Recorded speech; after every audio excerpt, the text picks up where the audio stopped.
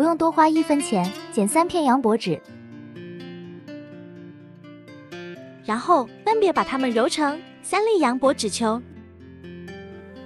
把这3粒羊柏纸球放入洗衣机，同时和衣服一起洗就可以了。原理：利用羊柏纸导电的能力，减少或者消除衣服清洗时摩擦而产生的静电，还可以增强洗涤剂洗涤效力，节省洗涤剂事半功倍。